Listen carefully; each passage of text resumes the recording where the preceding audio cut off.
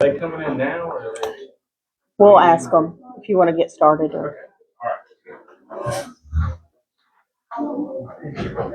As we begin the official meeting of the City of Starke City Commission, there will be a time of voluntary prayer in the. I don't hear anything. It's not on.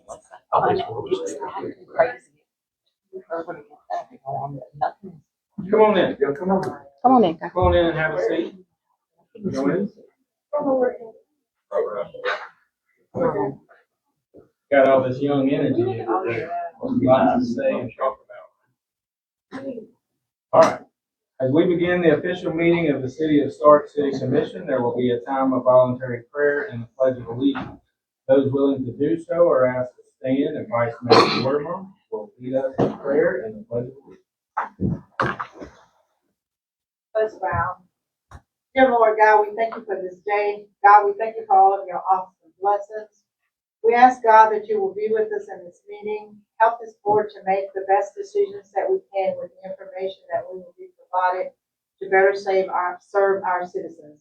We ask that when we leave this place, that everyone will be safe and return home in good spirits. In Jesus' name we pray. Amen. Amen.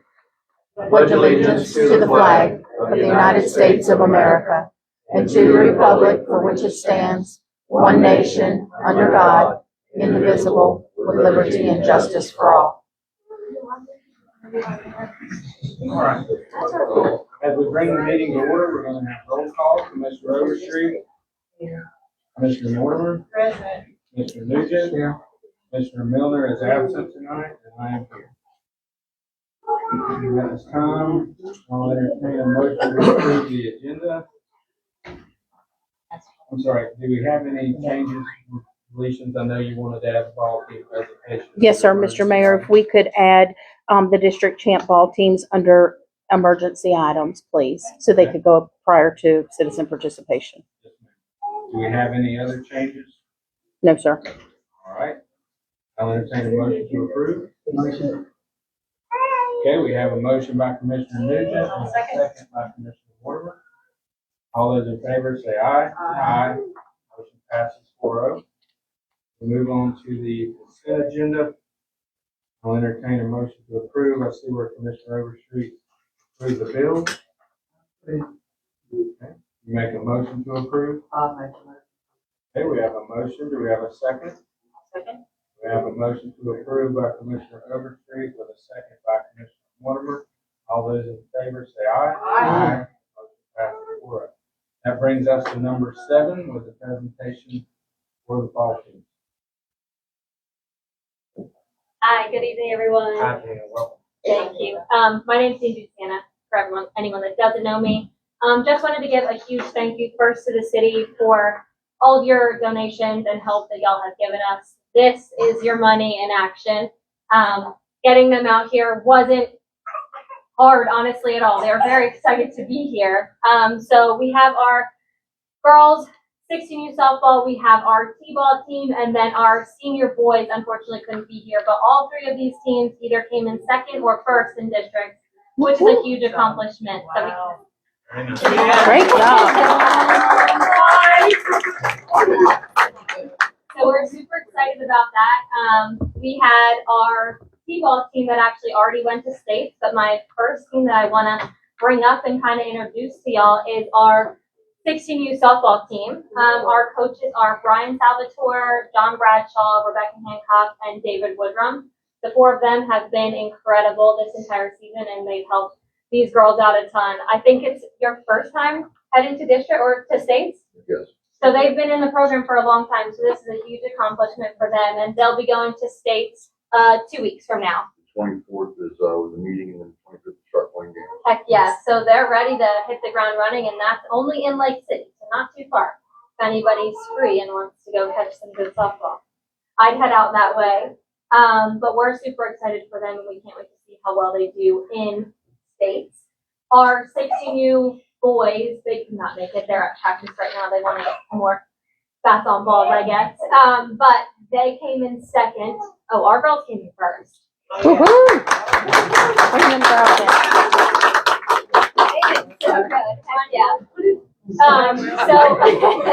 our 16U boys, they came in second in districts.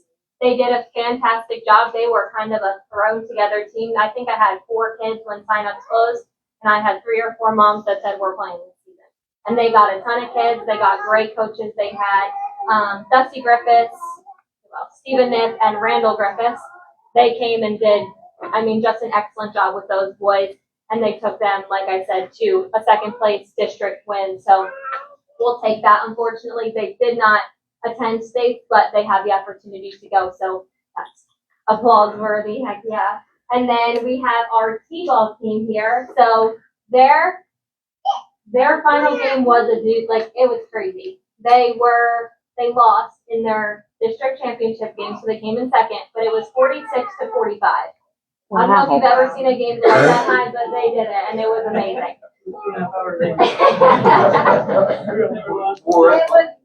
I looked around at one point, and it was pretty much everybody in the ballpark was crowded around the T-ball. Yeah. Nice. This Well, is true. got us once again. Heck yeah, but y'all beat Little We got them State. back. Yep, in state. So their coaches were Jonathan Best, David Young, Ashton Benton, and Colton Griffiths. So, they just did absolutely amazing. We got 5th in states, but that's a T-ball team out there rocking and rolling. That's just good stuff because that's the start of our program. So from there, we hope to keep them all the way up.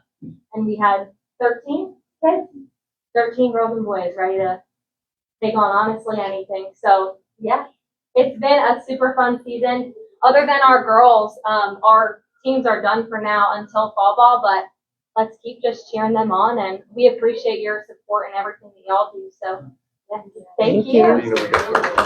Yeah. And Tina, if we can get some group pictures, if we can have T-ball come up. One second. Sure. Real quick. Commissioners, I know because this has been an ongoing thing and something that we've been very interested in. I'd like to open the floor to comments for y'all and accolades for the. Well, I do, because my girls got to play for the first time this year, and you guys you did a phenomenal job. Some of the faces out there, coaches I kind of recognize from going to the games, just phenomenal work with these young people. They're just so energized. My girls didn't do as well as they wanted to, but they were so excited. And thank you so much for the work that you do and your staff and the board. The recreation board, the investment that we're making is well worth it, and we're so happy to be a part of this. And congratulations, you guys. Congratulations. Awesome. I appreciate everything y'all do, the staff and everything, and I appreciate all the hard work the parents can put, because I know it's a lot of work to do when you're tired of getting off work. And it's got a lot of expense to it, and I'm proud of y'all kids for being able to do this and also do your school stuff. So congratulations to all y'all. And I just want to commend you on this. This brings great excitement to the community. We have all age groups here. The sheriff will attest that this is a great investment in the community for crime prevention and just the cohesiveness of our community, right? People are out, they're together, they're in public. We're teaching these kids how to work together and socialize and overcome adversity. And not just now, but this will help them in life. So thank you for all you're doing. Commissioner Riddick in the back, Mr. Shaw, everybody that's putting in. This is a full circle investment. Yes, sir. Thank you. Yes, thank Thank you. you. Yeah, if y'all want to go first, you can give. So that on behalf of our team and with Ms. Dina and Danny Riddick, you want to throw a ball time all the way. Oh, how sweet. Thank you. Very Oh much. my gosh, thank you. You're Thank you very much. welcome. This is your applause. Yes.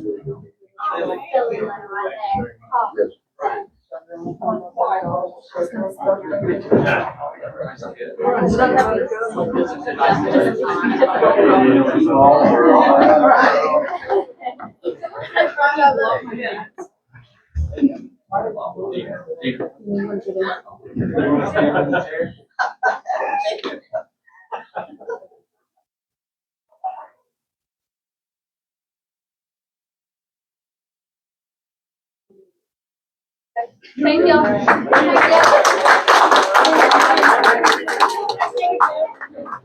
you. Thank you. Thank you. Thank you. Thank you. Thank you. Y'all are on it. Thank you.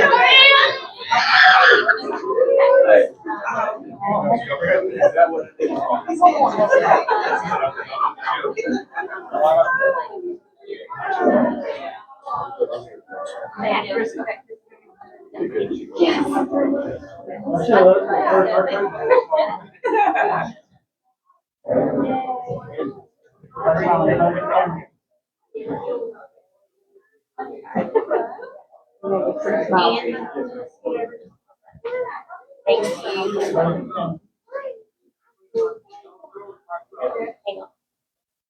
You can smile. Thank you,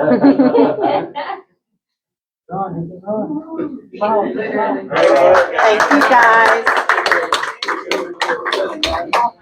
Yes, time. Thank you. Perfect.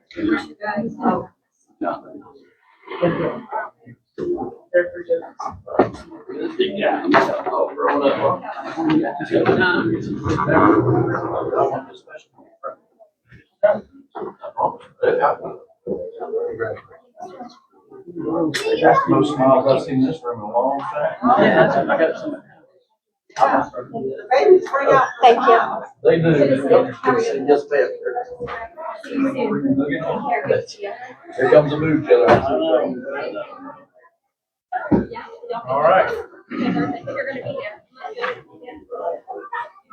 As we move on, that brings us to number 8. The city of Starke welcomes you to this meeting. This time is set aside for our citizens and general public to address the city commission.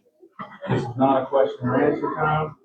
It is not a political forum, nor is it time for personal accusations or derogatory remarks to or about city personnel.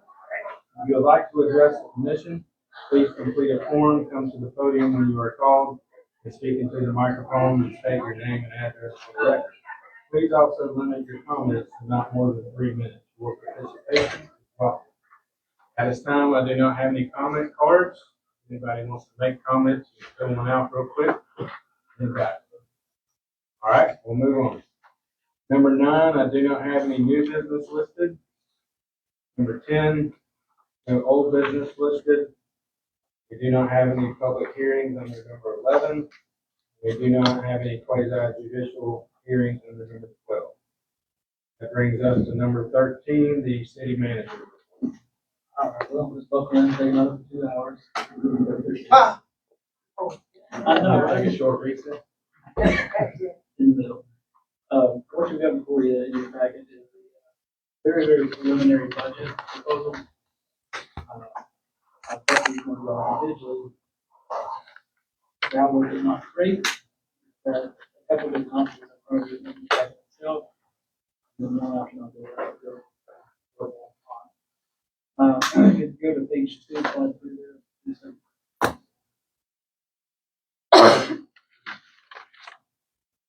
You'll see kind of where we're at on the budget assumptions. We're putting in a suggestion of 3% COLA with a 2% benefit pay increases. Our insurance, employee health insurance went up 9%, liability insurance 7%, retirement increase of 5%, but 3% for all of it. Any questions on that? So on slide 3 there, you'll see last year's budget versus this year's budget. And some just things that stand out, the capital outlay. You'll notice that the number was 2.275, and we're talking about 975. The reason being, we built the stage in last year's budget, along with the Jarman property and a couple of small items there. So that 975, a good chunk of that is better remember when we moved to south side. So we need to start preparing for that, obviously. That's part of what that line item is there for. You'll see some reductions as well on the internet. Been able to restructure our phone internet services. That was also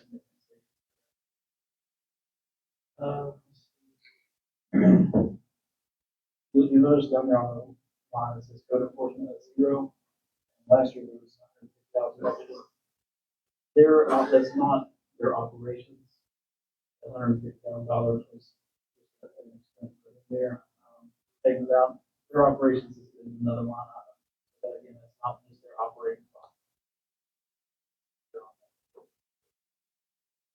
Any questions on that?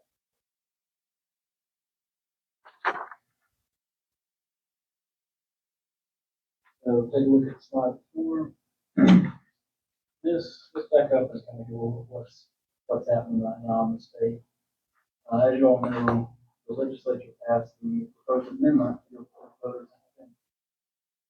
That increases the homestead from 50,000 now to 150, 107, and fiscal year 28, 250,000.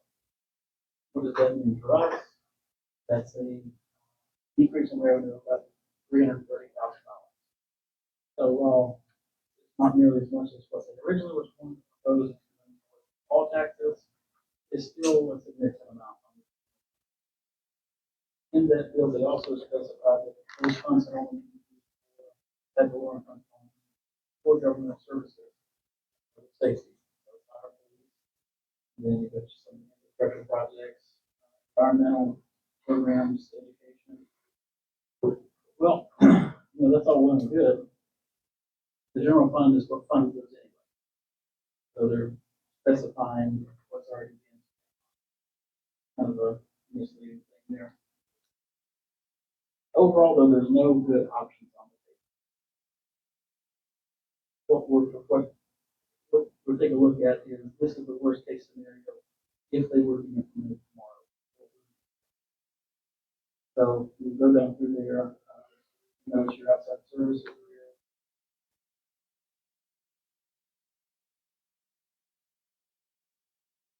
That's good. Just look at this. Just slide number 6.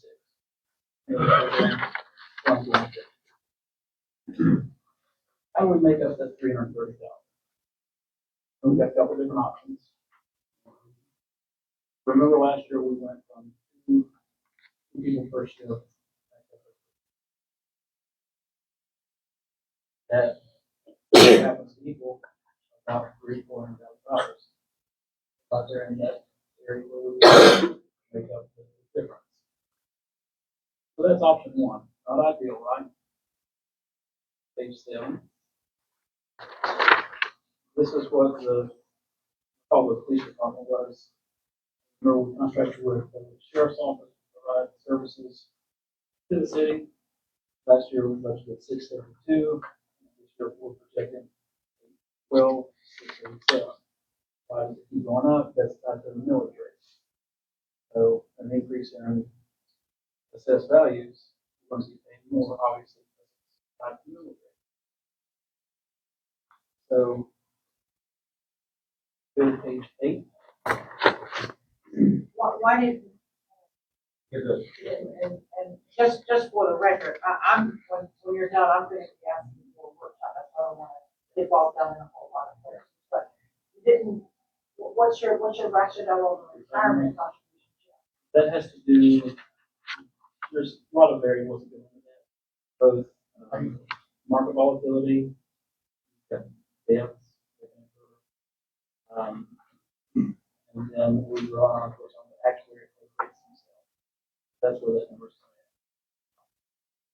Okay, I'll look more. Okay, so before we get into the workshop. I have a question. You mentioned earlier about Southside, and you said it's gonna take a big chunk. Why can't you put Southside off to 2028, and that way you can get over the work over the time frame to make up some of the stuff we shouldn't spend money on, and save some money that way. We can for 1 year, absolutely. But this is anticipation of the next 5 years. And these are costs, the fixed costs are going to go up every year. You can't avoid that, like your insurance, retirements. It's going to go up every year. You saying you put in here from It goes from 2.2 to 975. So if I could make a suggestion, that we don't go backwards, let's give him the opportunity to kind of move forward, unless it's something quick. Well, that's something I want to And ask. then when we're done, just, we'll revisit if you got quick questions. You're talking about increases like put in for 2% increase in raise, but we have given people raises already, which we already knew we knew this was coming. Because it's been pending for a while, but we did raises, and now I see a 2% raise increase, wanting to average in here.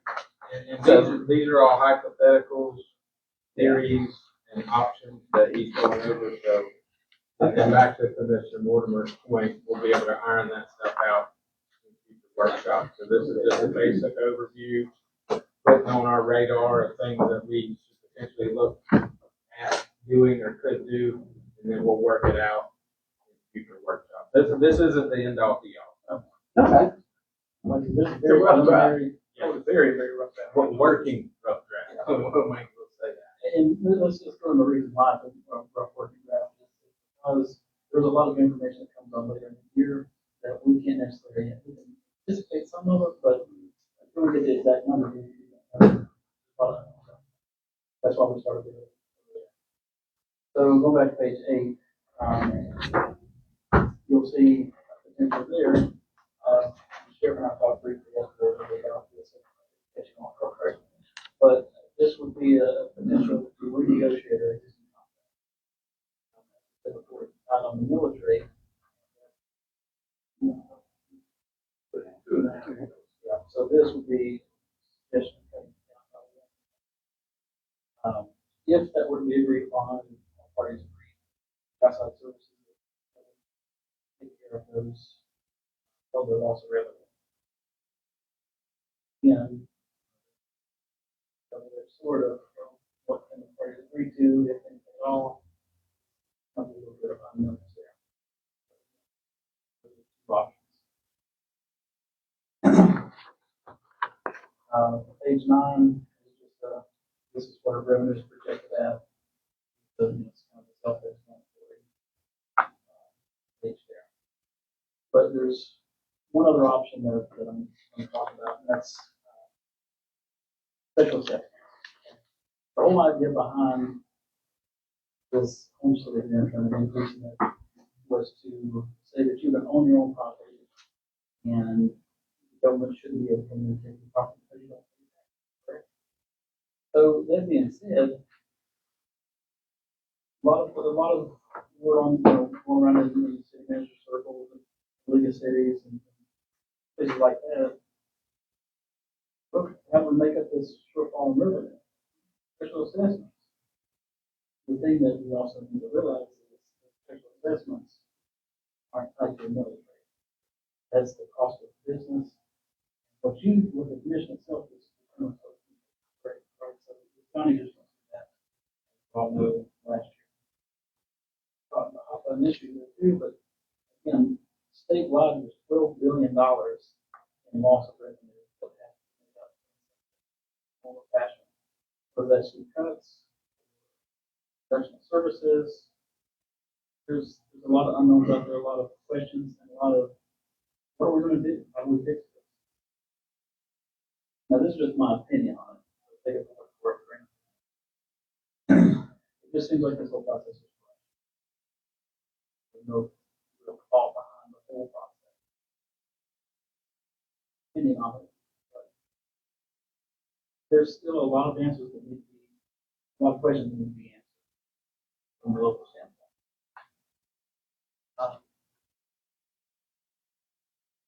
That's pretty much it in a nutshell. Or the final option is for just what's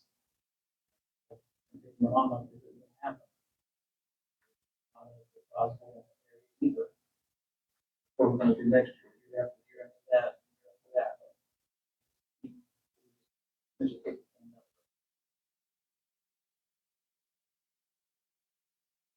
Go up on that. Open for questions or discussion? Yeah, always. All right, Commissioner Overstreet? Oh. I went through and had a nice visit with him today. I highlighted everything that was fine. Yes, I did.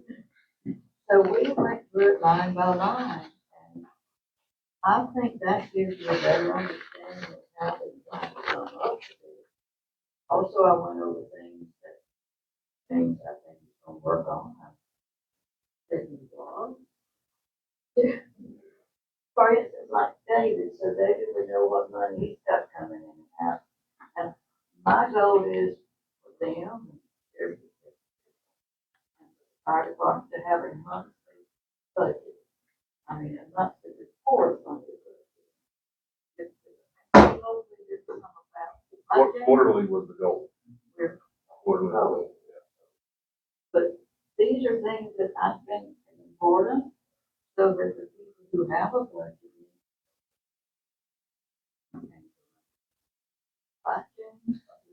Okay, so, and I understood too, that the sheriff's department was getting their money, because, that was something that came to me. So, now I know, so don't you waste that money.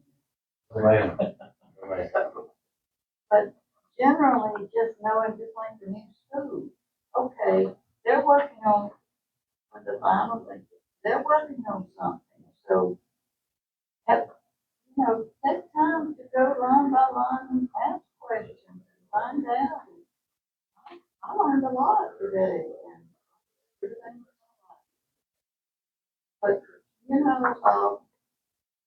we have to learn that this is not a household budget. This is a whole big budget. There's things that come up there that normally wouldn't come up there.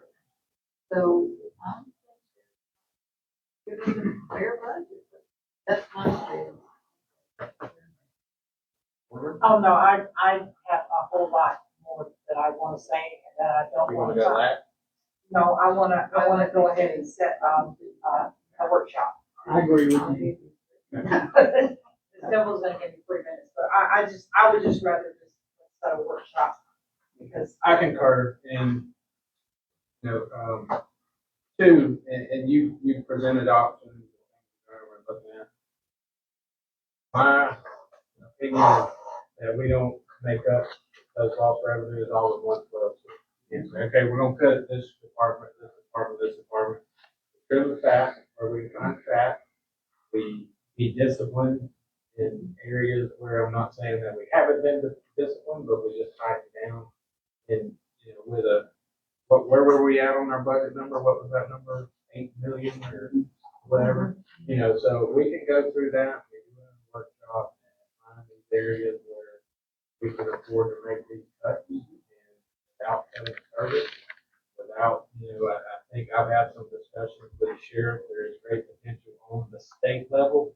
They're not gonna let, law enforcement and fire stuff. So there's potential avenues there that we get some reprieve on those numbers. So I think if we just knuckle down, make it happen, but plan for the future.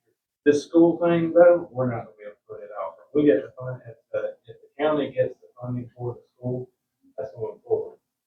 They're gonna do everything they can in their power to make it. We're in a position where we've made an agreement with them to do that. Right? Even though we're facilitating the school and it puts some burden on us long term, we strengthen that relationship, moving forward and everything else. We'll make it up. And the biggest thing we don't gotta remember is you gotta have free cash flow in order to fund it. That's the whole thing we're gonna count. Don't go, don't have a positive cash flow. You don't even.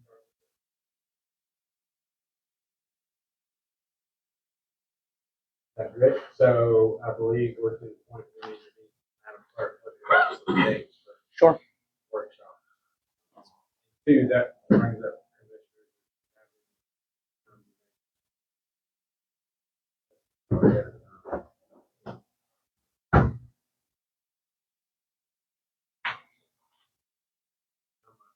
So are we wanting to do these? Do you want to do them on a meeting or earlier in the day of a meeting, I would prefer, yeah. like a 4 o'clock Yeah. on the next meeting, Okay, so July 7th? I know Commissioner Milner will be back for that. I'm good. 4 o'clock. And I know Commissioner Nugent will be here. Mr. Mayor, will you be?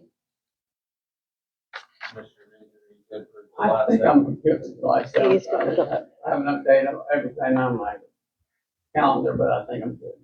Good for that one. July Okay. 21, I will not be 4 o'clock. 4 o'clock on the seventh, but, so why don't we just get through? Do the one seven, at a time. At the end of the seventh. available. Great idea. All right, we're good on that? All right. I would like to ask for a, before that.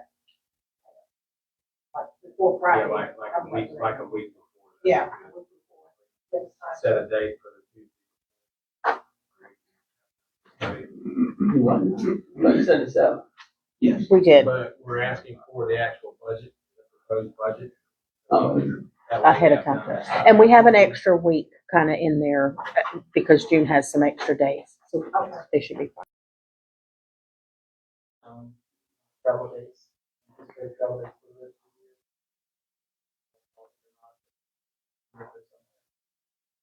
the year. Other than that, Yes, thank you for the advance notice on that. Did you get that connection from the city manager? Oh, yes, I did. I'm glad you pointed that out, because I was looking at the upcoming events, I'm like, well. I think you wanna Madam take it Clerk on gave the us time? that. I did. Yeah.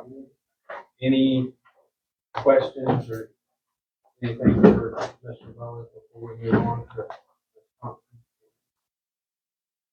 All right, Madam Clerk, we're here. I you guys have before you a calendar of events up through the next meeting as well. There may be some minor things, and I will make sure that you guys get it via email and things for different events, but we're winding up and getting ready for 4th of July. That'll kind of be the next big event. And Kiwanis and Mr. Heater have put together a great program. I just saw the flyer today, so I will print that out and get it to you guys as well. And that's all I have, sir. Next, we have public safety, Sheriff. All right.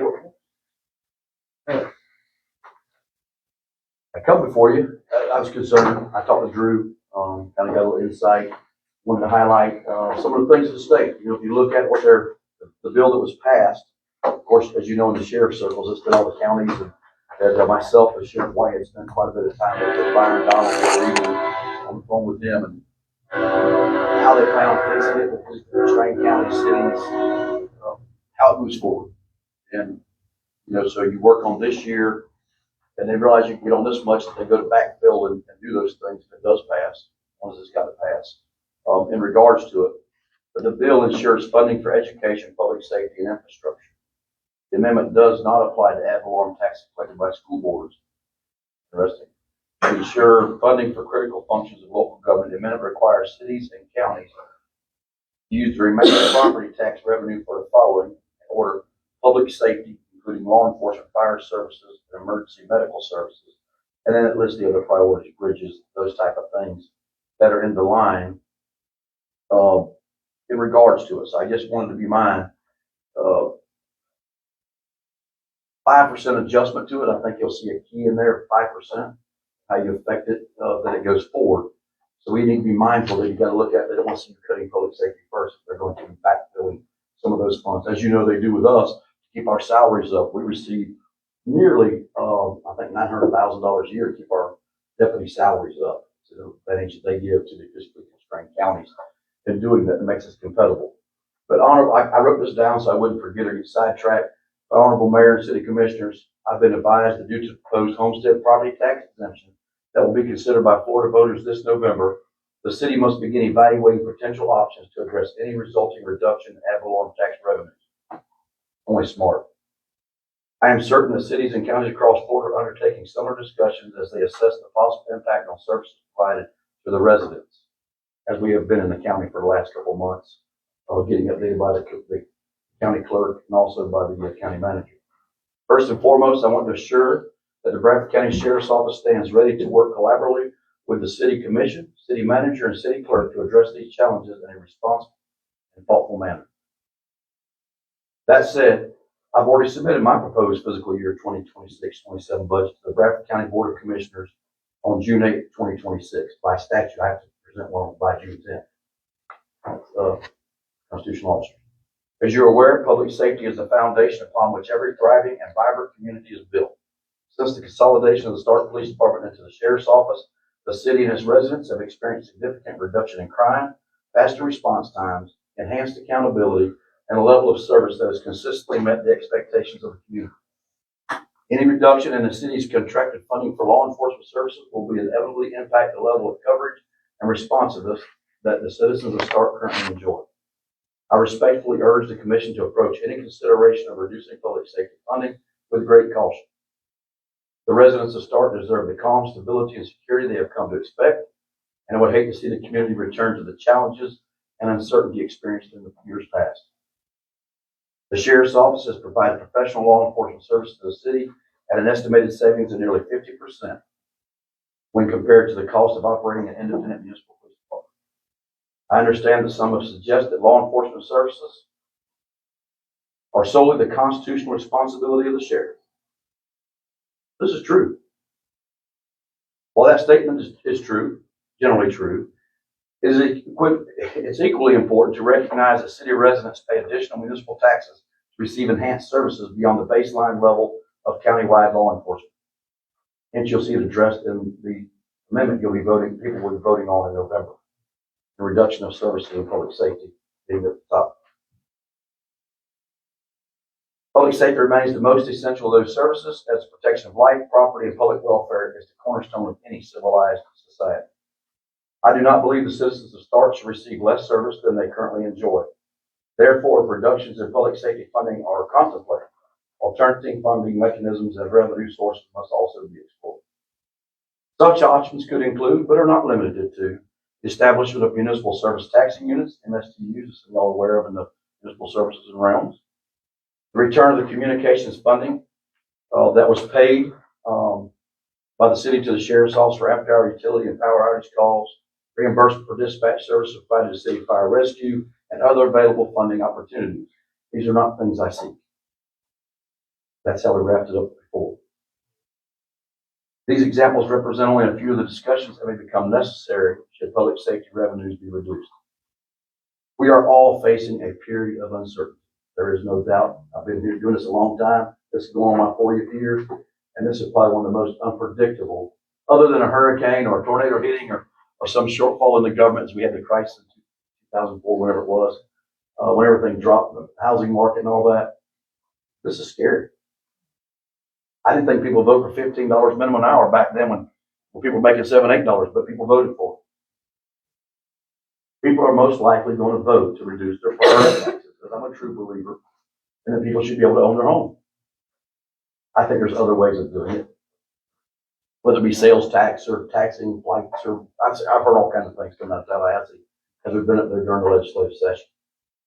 I don't think that any governor is going to let the physically constrained counties or cities. There's some cities in big counties that face the same issues we do.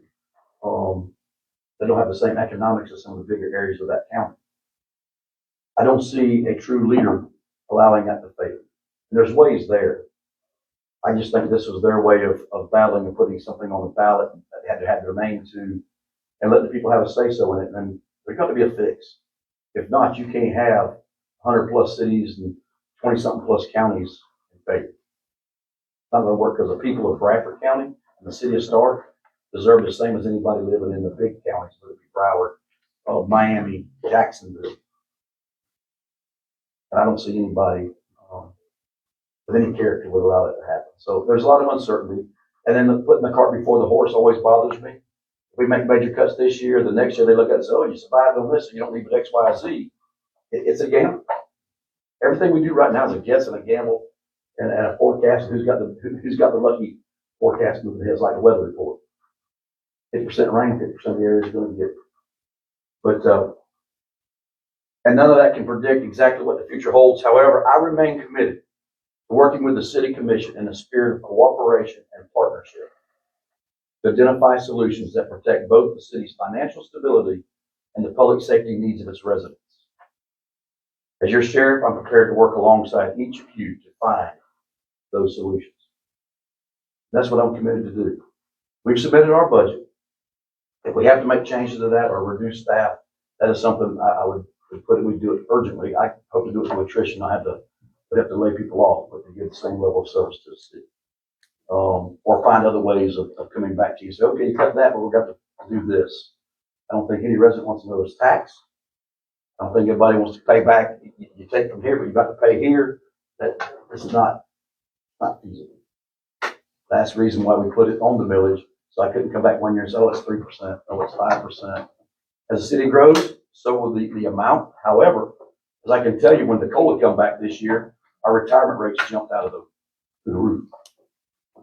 So if the COLA come back to 1.5%, I was used to be over 3%, some of us that work for the state, but to bring it back, that greatly increased what our retirement rates are going to be. Insurance, we're talking 9%, about what it is with AVMed, with the county. It's all of our contract service. I don't think there's one contract service that's remained the same because everybody's had cost increase. But it seems we say the same things every year. They know it, government, and they look for a way to get it. And but I'm here to work with you. If anybody's got any questions, my office is open. The mayor, I can promise you, will sit down with me. We're looking at avenues. Drew's called me. We're going to do what it takes to make sure we get through this together and protect our citizens. Thank you. Thank you, Sheriff. I would like to make one comment. I agree with everything the Sheriff said.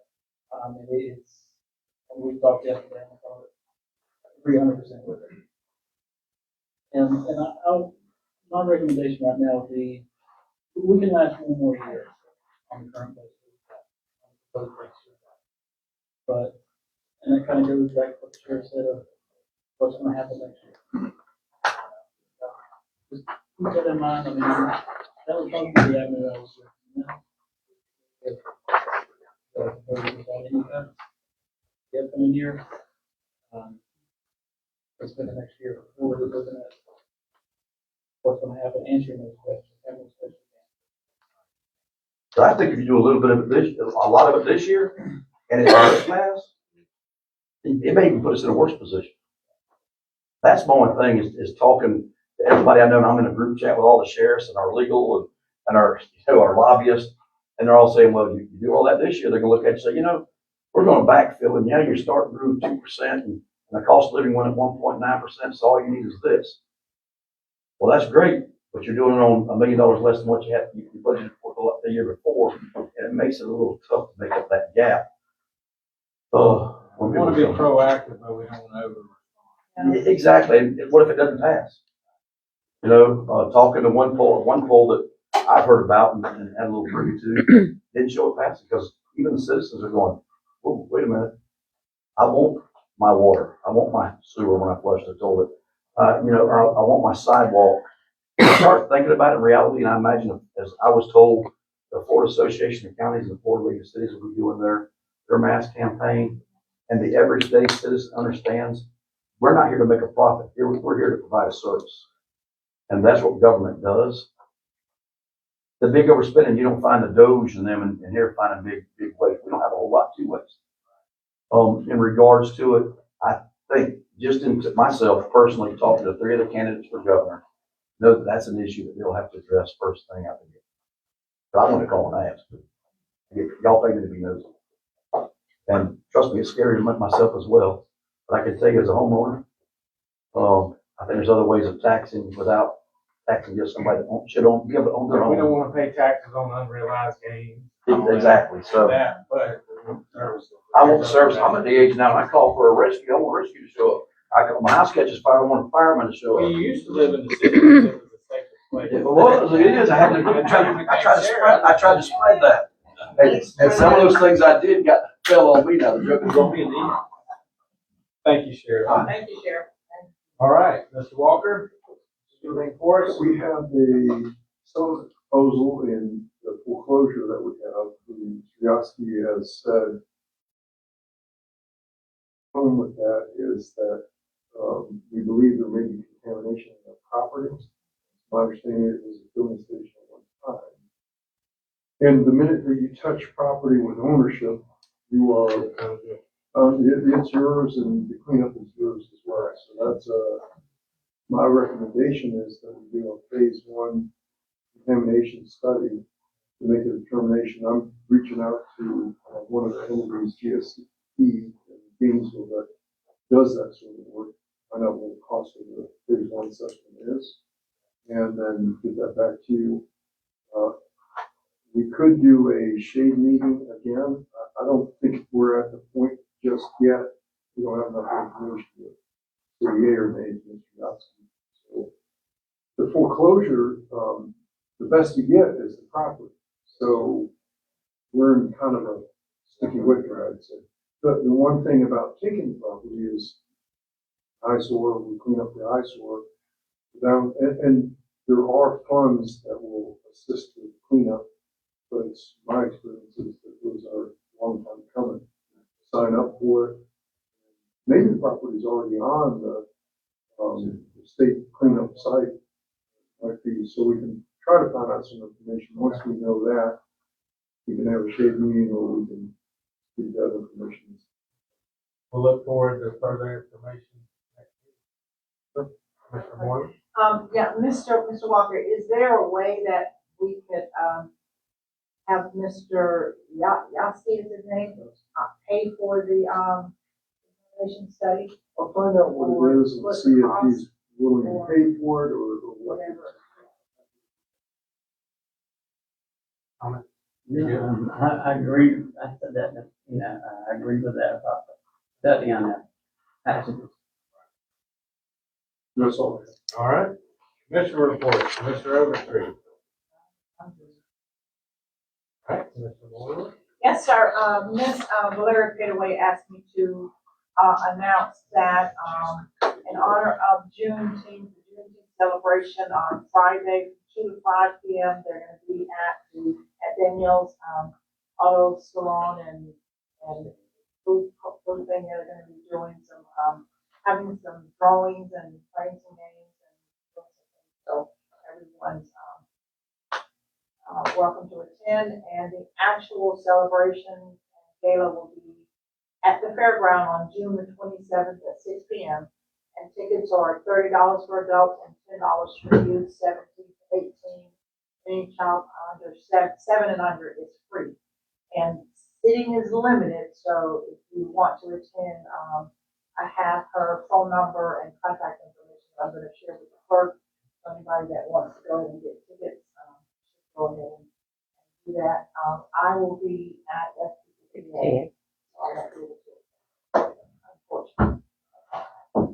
Mr. Nugent? Yes, this Thursday night was, League City, Southern Orange Park, starts at 5:30. And, if you already called, made your reservations, then you're good to go. I think several, 4 or 5 people right now are going, 3 or 4, excuse me, are going right now, local people. So, that'd be good. But also, on the 6th, the 22nd, 25th, I'll be in Washington for Fast Fly-In. And, Mr. Drew will be also there. And other than that, after that time, somebody needs to get hold of me. Mr. Milner is not here. Me, I do not have anything pressing, but I do want to congratulate Mr. Nugent and Mr. Milner, even though he's not here, and myself, qualifying week of last week.